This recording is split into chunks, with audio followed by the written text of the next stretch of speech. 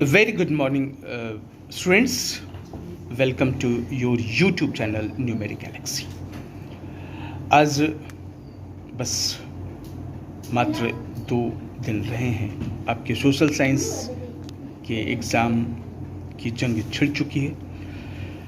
इसमें एक क्लिष्ट प्रश्न है सोशल साइंस का, और वो प्रश्न देख लीजिए।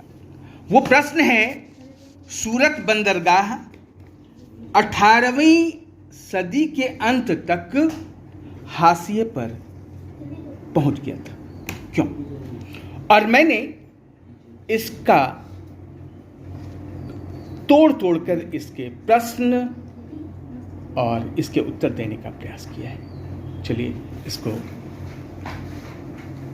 ये जैक बोर्ड 2023 का सवाल है सोशल साइंस का कि सूरत बंदरगाह 18वीं सदी के अंत तक हाशिए पर पहुंच गया। कब हाशिए पर पहुंच गया? 18वीं सदी के अंत तक।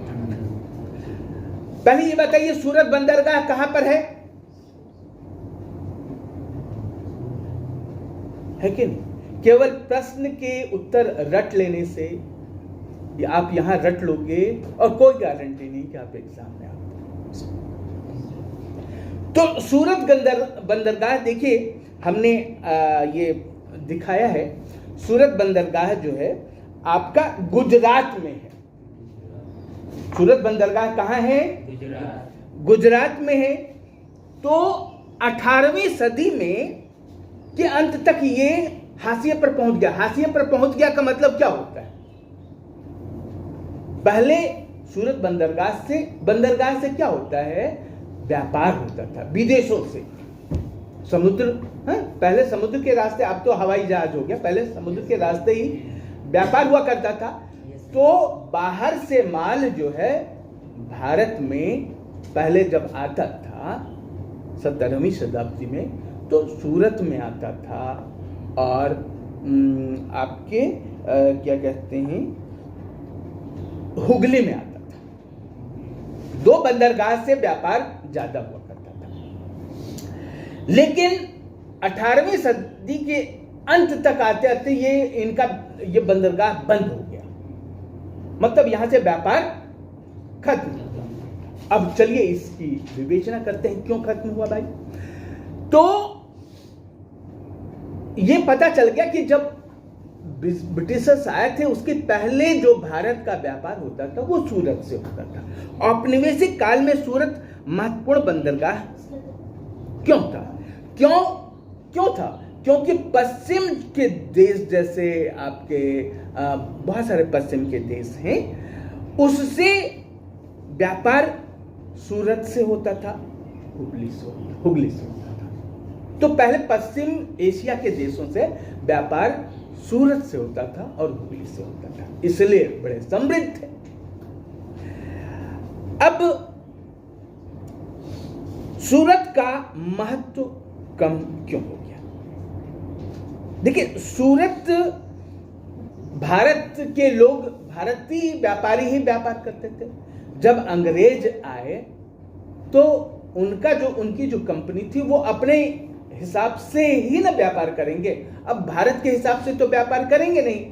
तो वो क्या किए कि यूरोपीय कंपनी जो है वो स्थानीय दरबार, वो राजा उस समय हुआ करते थे, तो राजा से हाथ पैर जोड़ करके कि हम व्यापार करेंगे, भारत का लाभ होगा, तो हमको कुछ और रियायत दीजिए। हम जहां से चाहे वहां से, हम सूरत से व्यापार नहीं करना चाहते हैं, हुगली से व्यापार हम नहीं करना चाहते, हमको दूसरे जगह बंदरगाह बना करके वहां से व्यापार करने की अनुमति दीजिए। तो हाथ पैर जोड़ करके उनसे, स्थानीय दरबार से उसने रियायत ले ली। और रियायत लेने के बाद क्या किया कि उन लोगों ने सूरत बंदरगाह से व्यापार करना बंद किया, हुगली से व्यापार करना बंद कर दिया। और तब क्या, कहां से व्यापार करना शुरू कर दिया? कोलकाता और मुंबई से उन्होंने व्यापार करना शुरू कर दिया। सूरत से व्यापार करना बंद हो जाएगा तो क्या होगा? वो स्वयं ही बंदरगाह बंद हो जाएगा। नए बंदरगाह उभर के आए। कौन कौन से बंदरगाह बताइए? कोलकाता और मुंबई। ये नए औद्योगिक केंद्र बन गए अंग्रेजों के आने के बाद, उनकी कंपनी आने के बाद। ठीक है, और वहां से कमजोर क्यों पड़ गए? सूरत से जो निर्यात होता था, सूरत से जो माल विदेश जाता था, वो एकदम एकाएक बहुत कम हो गया। एकदम पहले ज्यादा जाता था। मैं बताऊं आपको, 17वीं सदी के अंत में सूरत से जो व्यापार निर्यात होता था 1.6 करोड़ का निर्यात होता था, और 1740 आते आते का आपको पता है कितना हो गया व्यापार सूरत से? केवल 30 लाख का व्यापार हो गया। और क्या हुआ कि वहां पर लोन से काम उनका चल रहा था, तो जिस लोन से व्यापार चलता था वो लोन ही खत्म हो गया, और जो स्थानीय बैंकर जो थे, वो जो उसको लोन दिया करते थे, उसमें फलते फूलते थे, वो दिवालिया हो गए। तो इस तरीके से नए बंदरगाह से क्या लाभ होने लगा?